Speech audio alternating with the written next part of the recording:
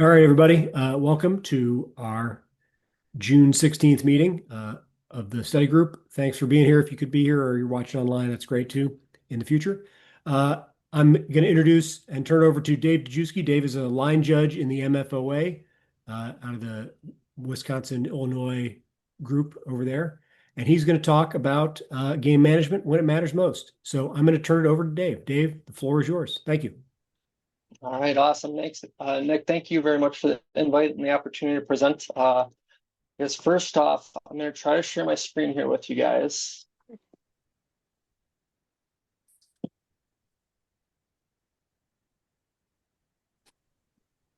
All right. All good.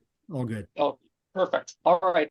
Yep. As Nick said, I'm a line judge in the MFOA. I hail from Waukesha, Wisconsin, which is just outside of Milwaukee, Back Wisconsin. one. So mostly working D3 Wisconsin schools out of the MFOA. So what I would like to talk to you guys tonight about is game management when it matters most.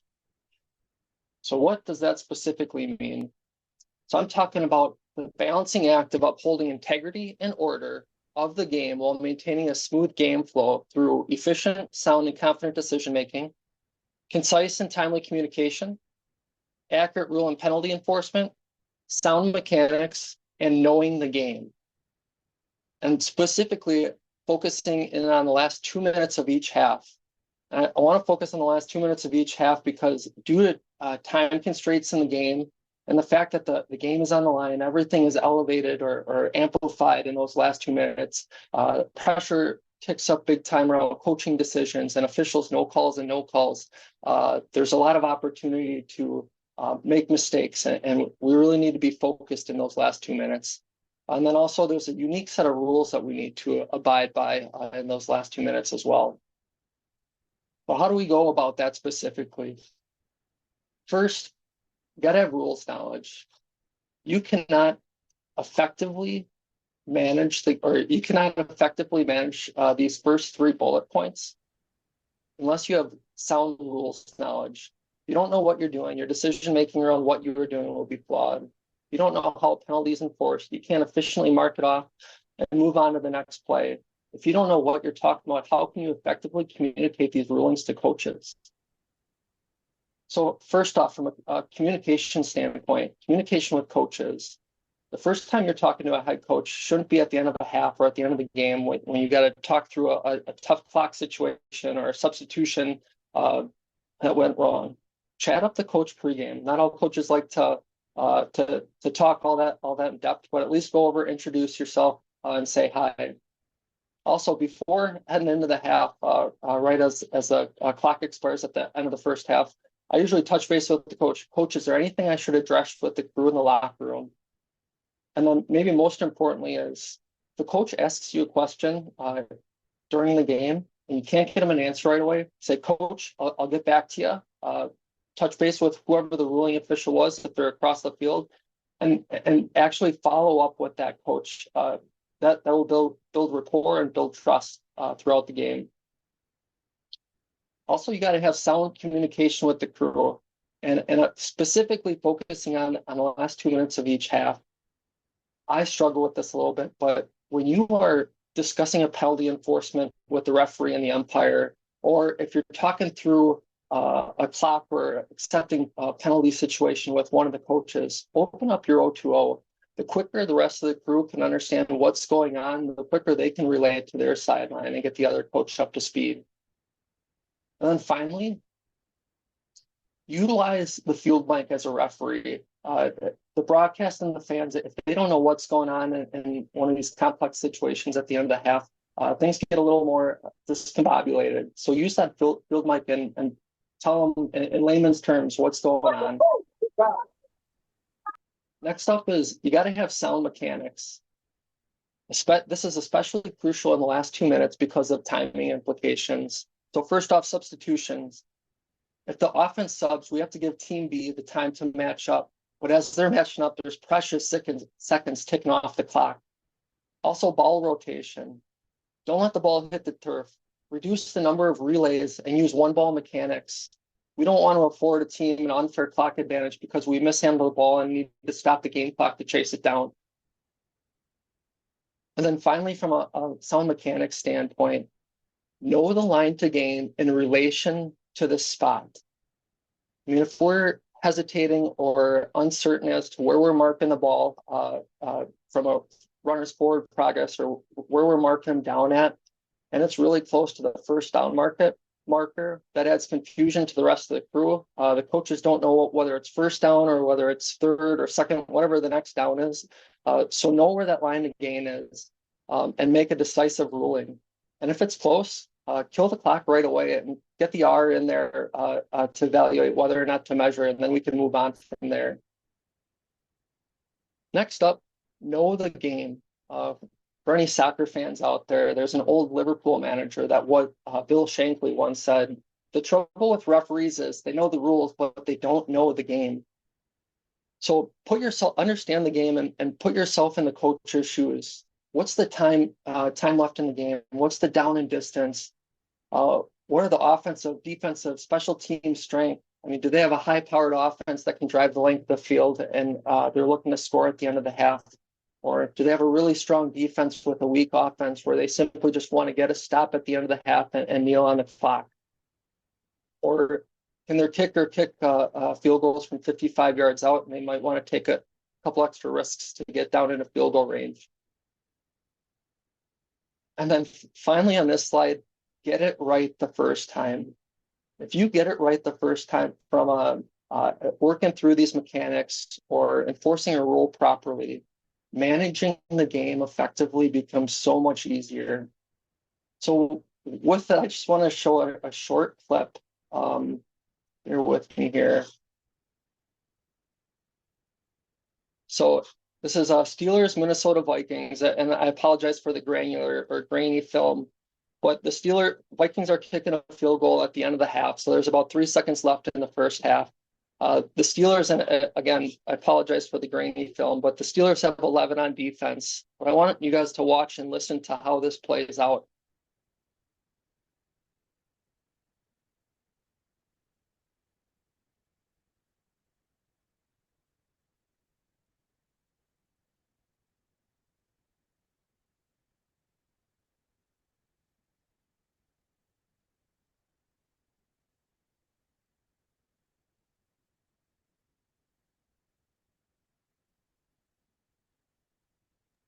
If there's audio here, Dave, we can't hear it.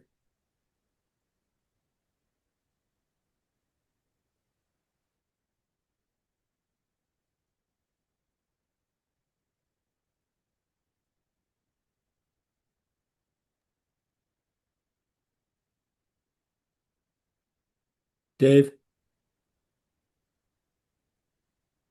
Yeah, can you see that film? we can see it. We just can't hear it. If there's Oh, audio, you we can't can't hear it? hear it. Okay, all right.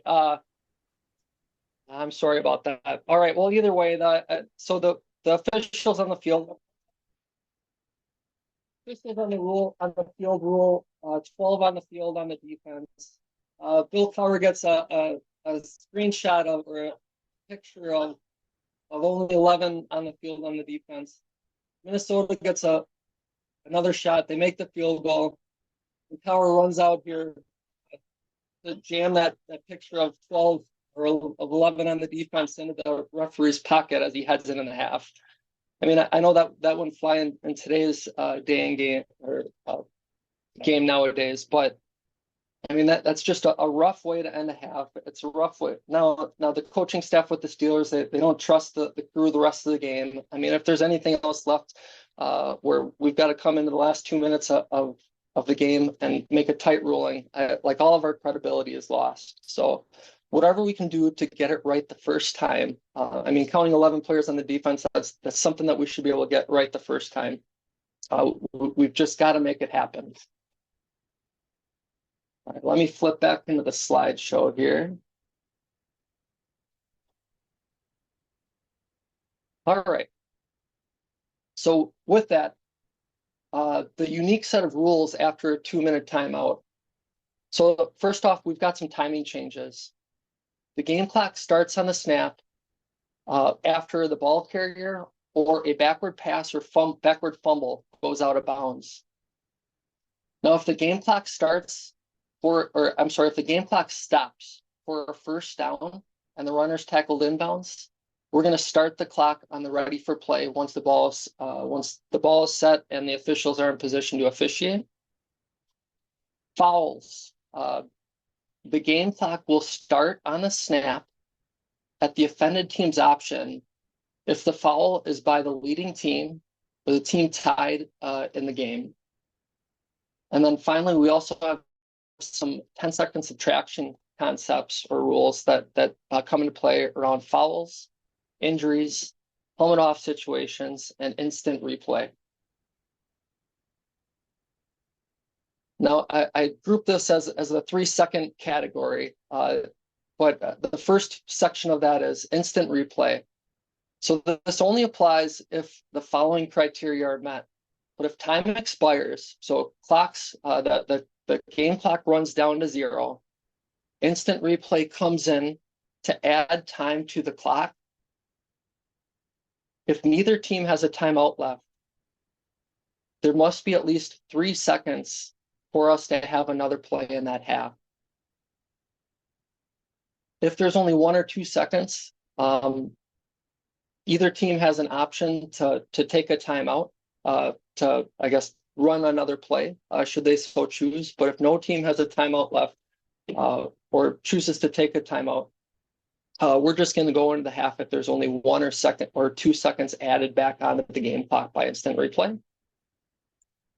And then the other concept or the other portion of this is QB spike. So if the game clock stops momentarily for a first down, most likely, if there's 1 or 2 seconds left on the game clock as we get the ball chains moved and the ball set and officials in a position to officiate, the offense does not have enough time to spike the ball. They can only run a play, they can only run a play. Period extension. So if we have an accepted live ball foul, we're going to extend the period for an untimed down. Now, this excludes loss of down penalties at the offended team's option. If we have offsetting fouls at the end of a period, we're going to extend for 1 untimed down. Or if we have an inadvertent whistle, we're going to extend for 1 untimed down. Substitutions. So normally, if Team A substitutes, we're going to afford Team B the option to match up with the offense. Now, there's 2 exceptions to that as we get close to the end of the half. If A immediately sends in their field goal team and they give no indication, or I'm sorry, if they immediately send in their field goal team, we're not going to give Team B time to match up. It's just assume that they'll be ready to get their field goal block team out there should they so choose. If the offense gives no indication that they're going to kick a field goal, if they hesitate significantly, and then later on they send in their field goal team, at that point we'll allow for Team B to match up. And if an A ball carrier is tackled near the sidelines but inbounds, normally we'd allow Team B to match up because it's so close to the sideline. But if it ends inbounds, we're not going to give them the opportunity to match up if A hurries back into formation. And then the last point on this slide is, and this is a new rule from last year, stemming from that Ohio State-Oregon game. If B participates with 12, and I've got participates underlined, we're going to have a 5-yard penalty, and we're going to reset the game clock at Team A's option. So if a Team B player is running off the field, if it's the 12th guy and he's trying to get off the field so they only have 11, that does not fall under this rule. They have to physically participate. Now, in my world of things, I don't have instant replay to rely on in regards to resetting the game clock. But from a mechanics standpoint, without instant replay, the deep three, I mean, we're counting the number of defense on the field. So at that point, we'll know they've got 12. Just be really mindful of when that play or when that snap goes off. Take a snapshot of where the game clock is at when that snap goes off. So we've got the opportunity to reset to that time. All right, ZAP 10 situations. So I tried to, so I'm talking fouls, injuries, helmet off, and instant replay. And I tried to find some commonalities across all 4 of these categories to simplify it. Couldn't get it perfect, but here's some stuff that we can rely on. It has to be the only reason for stopping the clock, with the exception of an injury that I'll touch on below. The opponent has an option for the 10-second runoff, except for instant replay. But there's no option if the opposing team has a foul, a helmet off, or an injury as well. Either team can avoid a 10-second runoff with a timeout. And the next play, if a 10-second runoff is opted for, we're going to go on the ready for play. If the 10-second runoff is declined, we're going to go on the snap. So fouls. The foul must stop the clock immediately. So think false start. We've got a hold in the middle of the play, and then play ends, and we stop to complete the penalty. That does not qualify for a 10-second runoff.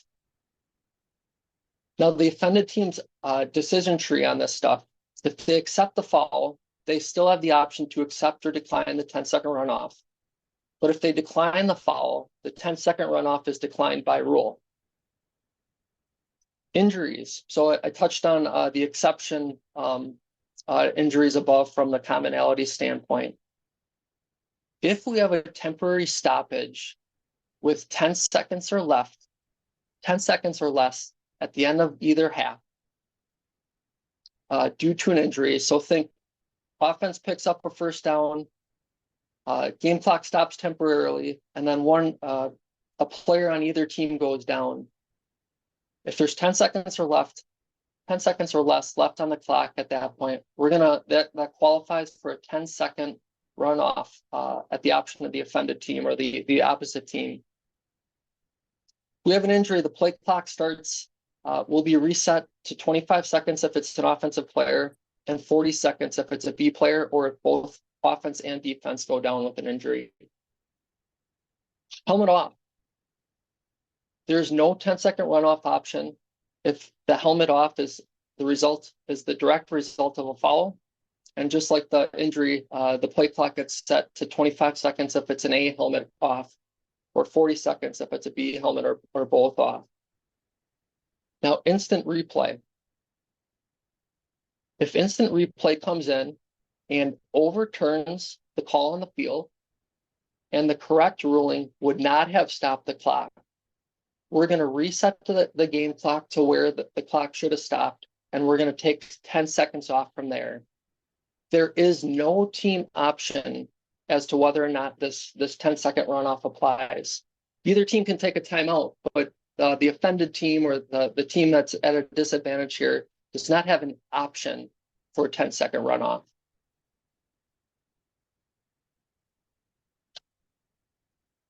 All right, and from last point on here is communication. So how do we communicate this stuff to either coaches?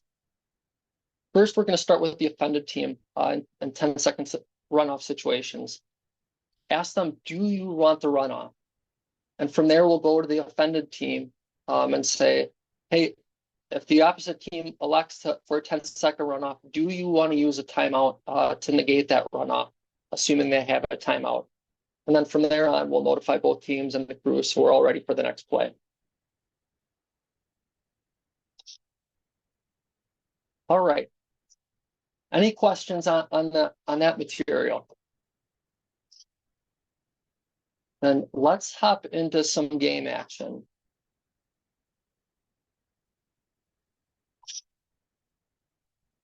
All right, so first up, we've got North Dakota State, Montana. It's the 2024 FCS National Championship game. Game set up here. Second quarter, we've got 28 seconds left and the clock is dead. 2nd and 12 at the B27, and A is out of timeouts. I'm going to let this play out, and I'll kind of talk through just in case the film doesn't come through that great over Zoom. But we're going to have the quarterback scramble for a first down here. So it goes down at about the 10-yard line. Line to gain is achieved. The crew, the offense, I mean, we've got plenty of time. The game clock is stopped momentarily to move the chains and get the ball set, get the officiating crew in position to officiate the play. This crew does a really nice job in this situation.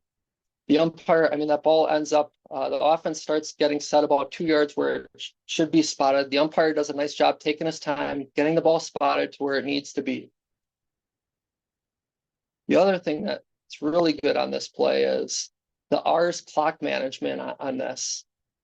And here, let me just rewind it one more time here.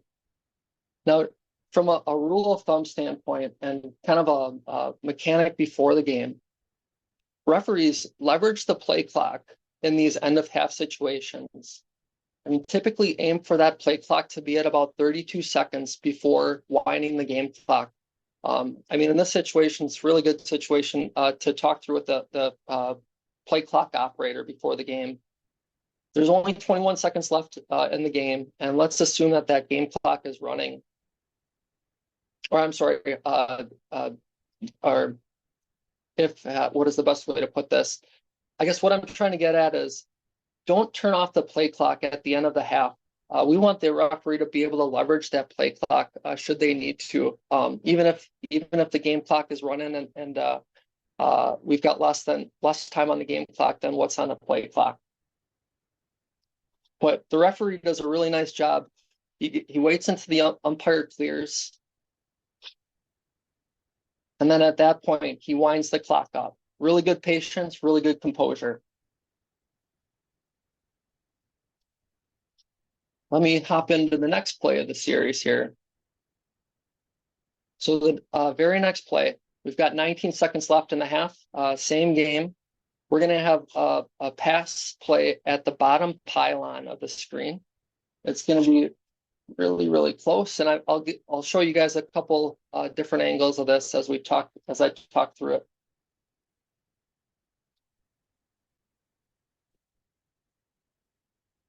But you'll see here the side judge is in really good position. He's well off that pylon, about 4 or 5 yards. He's still, when that play happens or when he's got to make a decision on catch or no catch, whether the receiver's out of bounds or inbounds, he's calm and collected. He makes a really confident ruling, comes in, kills the clock right away. I mean, the defender's right on the receiver's back, so I mean, there's potential that he could be thinking, oh, forward progress, and the defender drives him back. I mean, there's no hesitation on his part. He's killing the clock right away. He's ruling him down at the half-yard line. And you'll see he gets on the 0-2-0 right after he puts the ball down, and he lets the rest of the crew know what he's got. And this play does go into replay. So let me hop into them going into replay so you can get a couple different looks at this. Receiver keeps both feet in bounds. He sticks that catch, then hits the pylon, and he survives the ground. No bobble, no loss of control. And that side judge is just stationary, watching that thing the whole way without moving his head.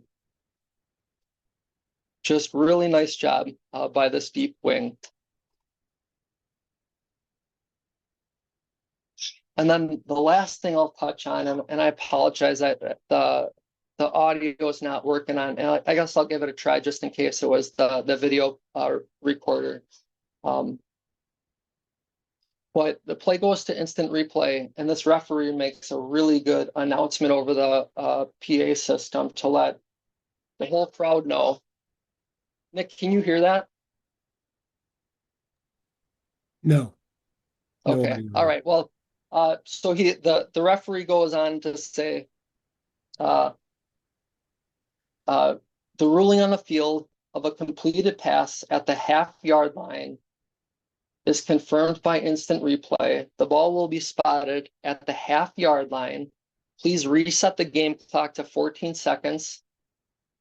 And we're going to start the game clock on the snap because the player was out of bounds. So right there, he just told the players, the coaches, the fans, everything that they needed to know to effectively, I guess, run the game for these last 14 seconds.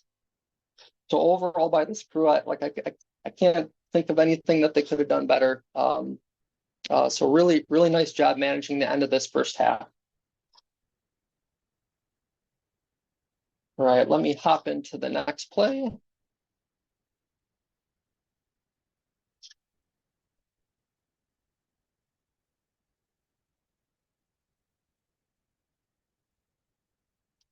All right.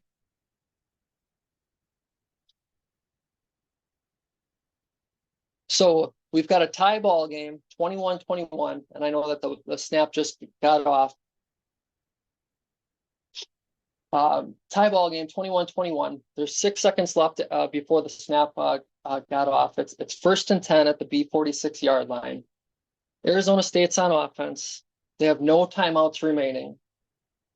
We're close to field goal range. And I'm going to they're going to throw a slant route to this number 2 receiver at the bottom. And he's going to pick up the first down. And this is a catch, a tight catch, no catch. But the ruling on the field is catch, runner down before losing control. And he completed the catch. And the game clock runs out on the screen here. The on-field officials reset the game clock to 3 seconds. So again, the on-field officials put time back on the clock. So I'm going to throw a couple what ifs after this, but first off, because we have, and I guess let me touch one more thing on this. And here I know it stopped. You'll see at the end of the play, A12 gets up, hands the ball to the official, and then a sniper gets him. So he goes down, and I'm going to pause it right when he goes down. Right, I guess we can see it from this angle. Umpire has it. Ball's not set yet, and the injured player goes down.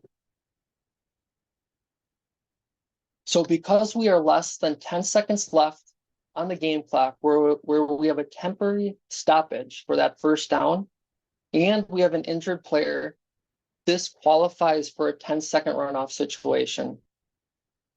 From a communication standpoint, this is a pretty easy communication.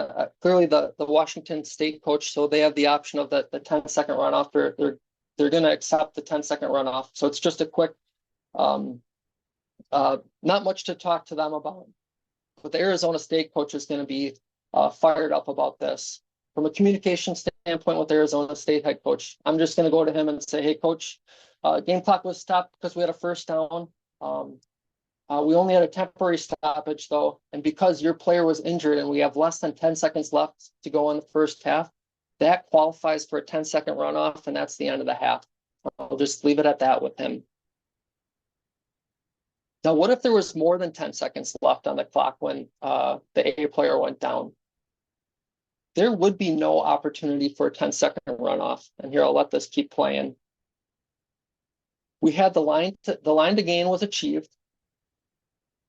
And because we're above that 10-second threshold, and the A injury took place before the ball was spotted, so that's a new rule in 2025. If the ball is spotted and then we have an injured player on the field, we've got a delay of game foul on whatever team the injured player is on, that would qualify for a 10-second runoff.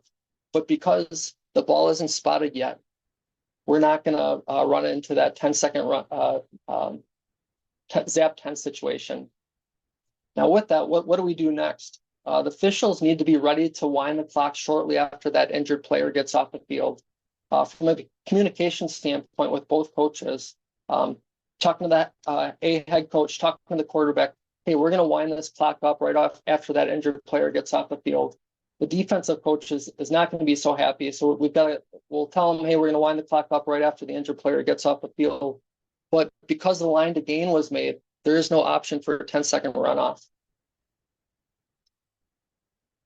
Let me throw a couple other what-if situations at you, specifically around instant replay. Let's assume there is no injury on this play. So we've got a completed catch, runners down. The ruling on the field is there's 3 seconds left on the game clock.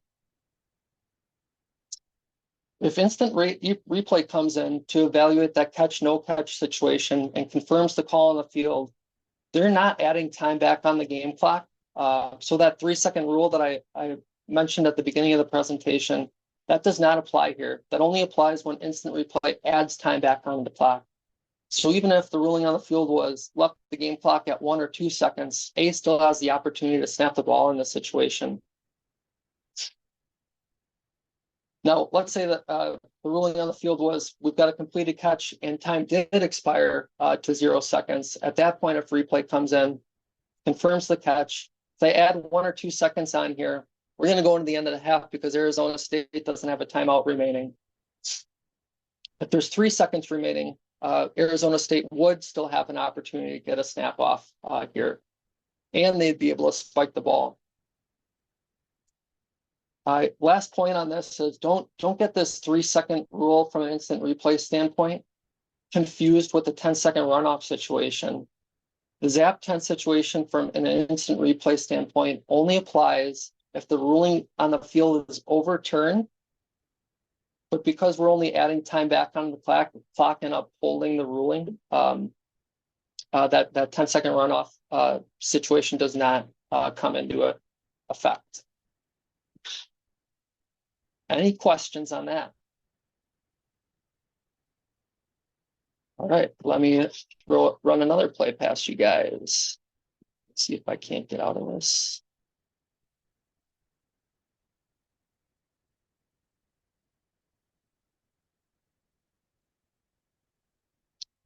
All right, we've got Norfolk State, South Carolina State. South Carolina State's got the ball on offense with 24 seconds left in the game. They're down 4 points. And they're it's 3rd and 2 at the B21. So they need a touchdown to stay in this game or to take the lead. Field goal is not an option. And South Carolina State is out of timeouts. We're going to have a pass play to the receiver on the bottom of the screen. And there's going to be a forward fumble out of bounds right at the pylon. Let me run this for you guys.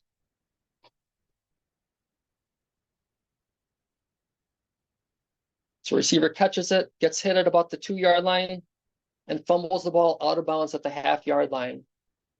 The field judge does a really nice job, calm and collected, with killing the clock because we've got a fumble out of bounds, and now he's winding it. And here, let me rewind that a little bit because there's a couple other things I wanted to touch on. Kills the clock, calm demeanor. Probably should have had a beanbag down at about the 2-yard line where the fumble took place. Again, fumble out of bounds at about the half-yard line. So we're going to move the ball back to the spot of the fumble, and we're going to wind it up from there. So the field judge is on his 0-2-0, good communication with the crew, gets the ball into the umpire, telling the referee, hey, we're winding. Now watch what happens here, and I'll rewind it a little bit. But A is running players onto the field. R winds the clock, B substitutes, and now the R goes into substitution mechanics. And I know hindsight's 2020 a little bit on this, but this gets back into the getting it right the first time. It just the game flow and the game management here. I mean, Team B is caught with more than 11 players on the field, and we allow A to get this snap off. So I guess the first thing is, well, how do we proceed after this situation happens, after A gets the snap off and spikes the ball? It's a tough situation. I mean, for me, I don't want to penalize Team B for having too many on the field because we messed up on the substitution mechanics. My recommendation would be is you just quick get on the field mic and say, ball officials weren't in position to officiate. We're gonna spot the ball, reset the game clock to 16 seconds, and we're going to go on my ready for play signal. That way we're not penalizing Team B for having too many on the field. But I mean, with that, we're giving Team A an unfair clock advantage because now they're able to get set and potentially get a game play called during that stoppage. What could we have done differently in this situation? The R should have given that substitution signal and held up you before winding the game clock. That would have prevented this big time. Two other things that we could have done here differently. Watch the center judge as players are coming on the field. He realizes that A is subbing. He takes a couple steps in, but he doesn't do anything to stop that snap. I mean, he could have been yelling at the umpire, hold it up, sub, or yelling at the ref, sub. He could have done something to help prevent that snap. And then same thing with the umpire. He just sets the ball down, backs up, and then he starts to look at the referee. And then he hustles back in. So I guess with that, we've got a dead clock, first down. We've got time. We don't have to rush through this as officials. Let's get the substitution mechanic right the first time, so we're able to more effectively manage the game here at the end of half situation. All right. Any questions on that? Comments? All right. Next up, I'm going to go through 3 plays real quick regarding substitution mechanics on field goal, end of half or end of game field goal situations. So I'm going to quick play this so you can see the timing on the play, but then I'm going to flip to another view so you can better see the all 22 view. So we've got tie game. Florida's on offense. It's 2nd and 7 at the B41 with 16 seconds left on the game, and the game clock is stopped. Florida is out of timeouts. So they're going to throw a pass to this slot receiver at the bottom, and he's going to pick up line to gain.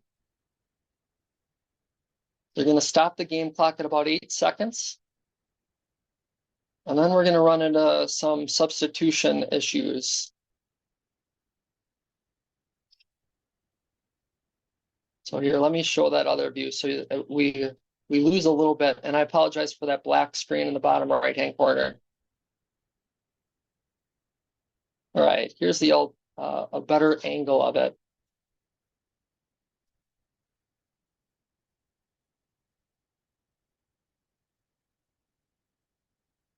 So first off, we've got the line to gain achieved.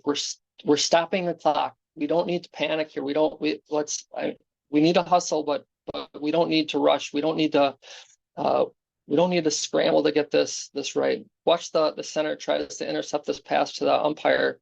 Ball hits the deck, and umpire does a nice job. He's collected. He gets the ball back where it needs to be spotted. Gets it down. And one of the other things is, and I forgot to touch on in the other view, it's better in the other view, but the referee starts the game clock with about 33, 32 seconds left on the play clock. I think the referee's timing from starting the game clock is really good. He starts it right about now, after the umpire gets out of the way there. But he loses sight of the substitution. Here, I'll let it play through here one more time. Watch the bottom of your screen. Florida's going to rush on their field goal team. And then they're going to come back to the sideline. And B's going to try to substitute at the top of the screen once they see that they're not kicking a field goal. Quarterback spikes the ball. I mean, this just puts us, because we didn't hold up Florida from snapping the ball because they go into offensive substitution. I mean, to me, we can't. We're just in a bad spot. We can't penalize Team B because we didn't allow them time to sub. But I mean, what the officials ended up doing on this play is they essentially reset the game clock to that 8 seconds and allowed the play and didn't penalize Team B. But it's an unfair advantage for Florida here, and we're rewarding them for being disorganized on the substitution mechanic. So let me contrast that with another field goal situation, and it gets progressively better here. And again, I've got 2 different clips. So we've got Colorado State, Utah State. Colorado State's on offense. They're down 2 with 18 seconds left to go. So all they need is a field goal.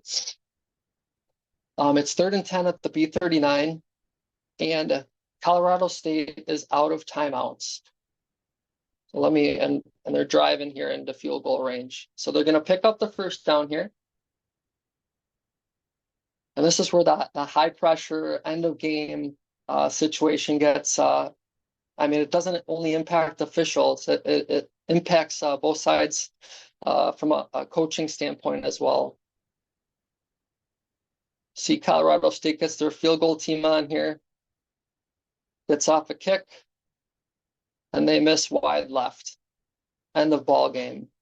And here, let me go into the other clip where this is right after they pick up the first down and we start getting substitutions going. And here I'm going to freeze it real quick. This player right here, if you can see my cursor, so he's at about the 26, 27 yard line, middle of the field, number 7. That is the quarterback. So he was under center momentarily for a brief second because he wanted to get, we've got a dead clock, it's first down, 11 seconds left on the game clock. He wanted to get a snap off and spike the ball. And the head coach for A subbed in their field goal team. So with that, and I'll get into potentially like matchup here in a second. But to me,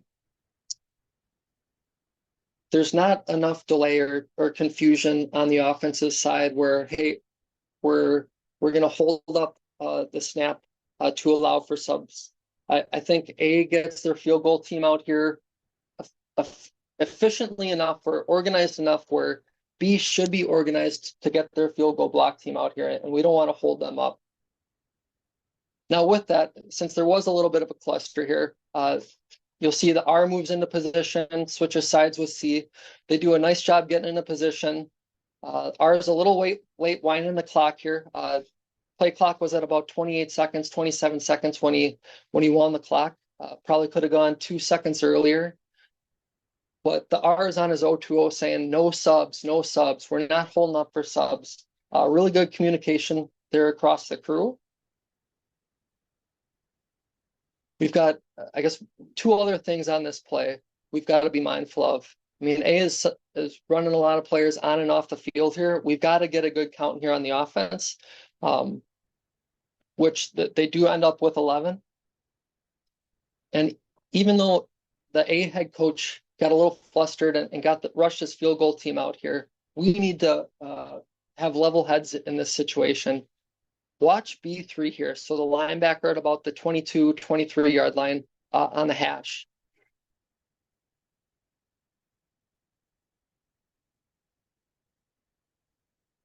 Comes from about 3 yards off the line of scrimmage, runs and jumps, hurdles over the right guard, right tackle. I can't really make it out. But we have to see that. I know that there's a lot going on here, but let's stay focused here at the end of the game and pick up that leaping foul. All right. I've got one more field goal play here. And this is just real smooth. So TCU is down 2 points, 26-28, 22 seconds left on the game clock. It's 3rd and 7. They're at the B26, and TCU is out of timeouts. They're going to run the ball here. Questionable call, but live with it. TCU does a really nice job subbing their field goal team out. The crew does a nice job getting organized, getting coordinated, in position to officiate this field goal play.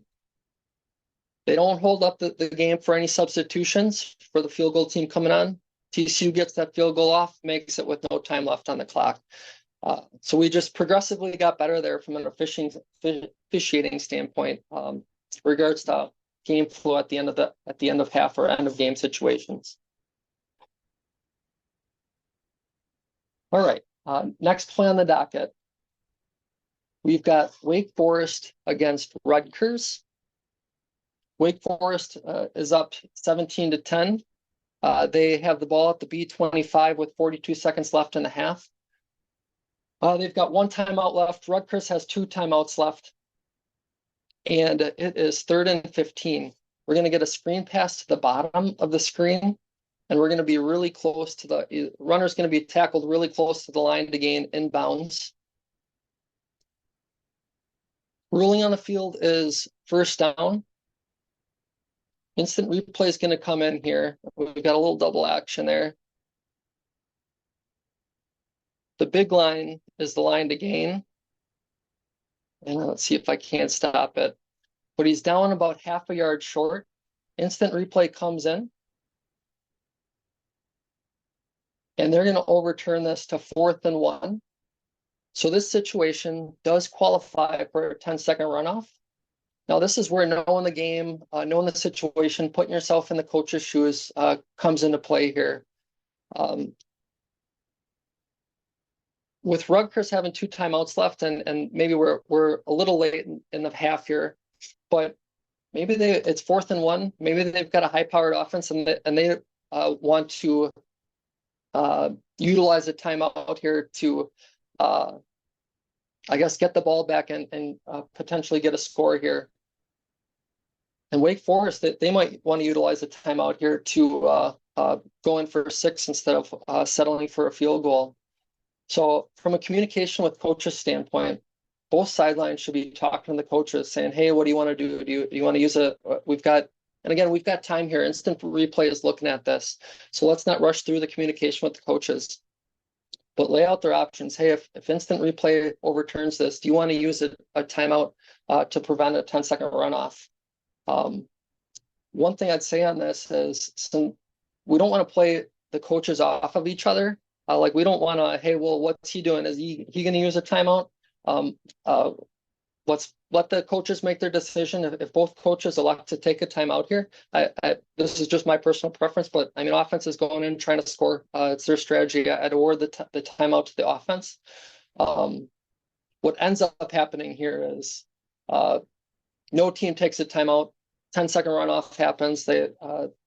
They reset they run the game clock down to about 26, 25 seconds. And then the clock starts on the ready for play. Wake Forest took a timeout with 3 seconds left or so and kicked the field goal to go into the half. All right, I've got one last play for you guys here.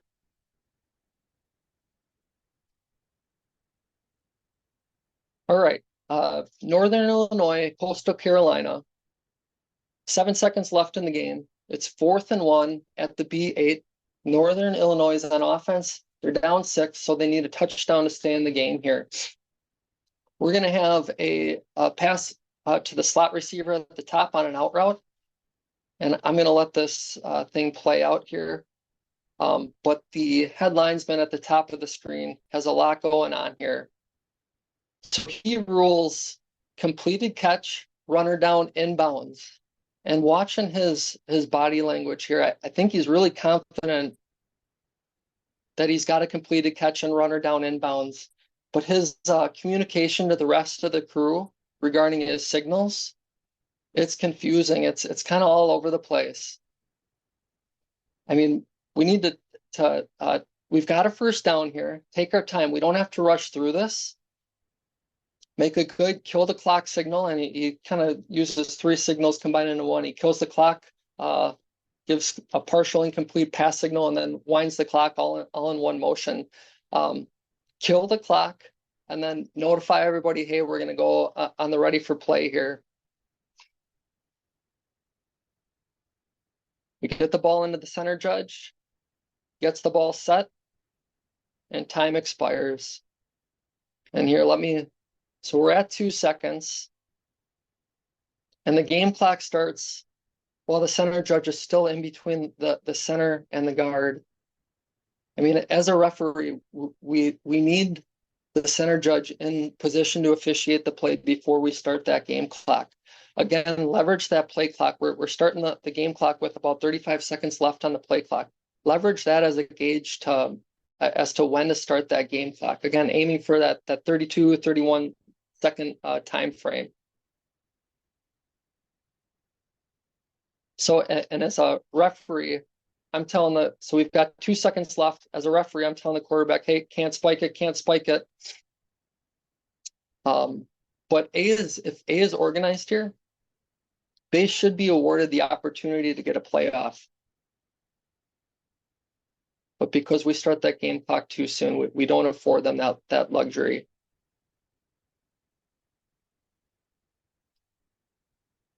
I guess with that, does anybody have any questions, any comments, anything that I might have misspoke on?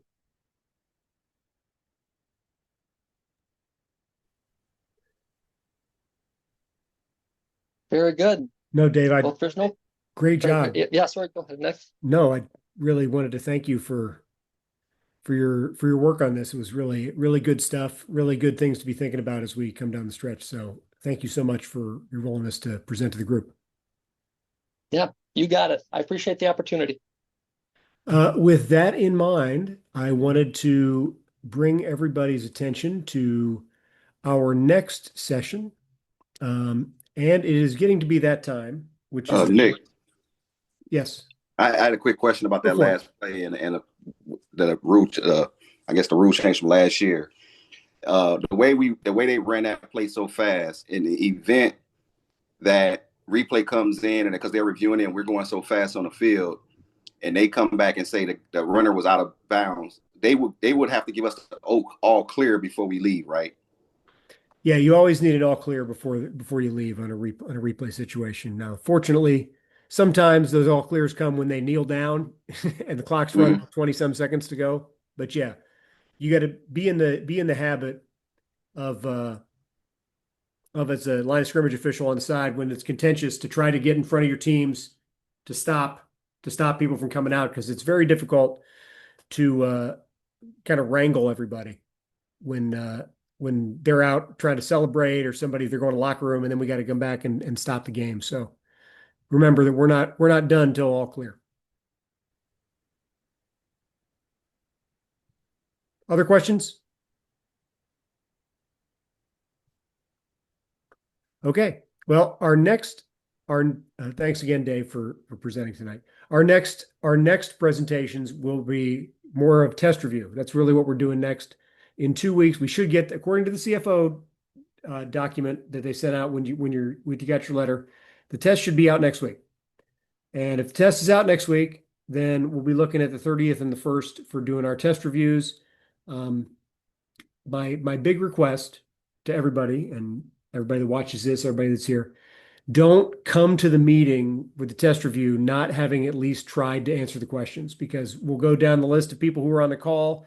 You'll know what question you have to read and answer, so that we're not taking a ton of time on the call, hemming and hawing about things. We'll obviously discuss places where people disagree, but the goal is to keep it moving, but making sure that people are not kind of coming to a solution on their own answer for the first time when I call your name for the third question on the test.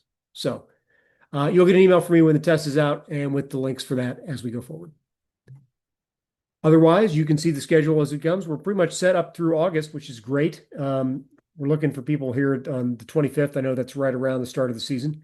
And then we'll probably look to do some share your own plays as we go into the season. But that's kind of what we're looking at. So if you're interested in presenting, please don't hesitate to reach out and get your name on the list. Otherwise, thanks everybody for being here tonight. Thanks again to Dave for presenting, and I hope everybody has a great week. And I'm looking forward to getting the test out there and see everybody back here in a couple of weeks. Thanks, everybody.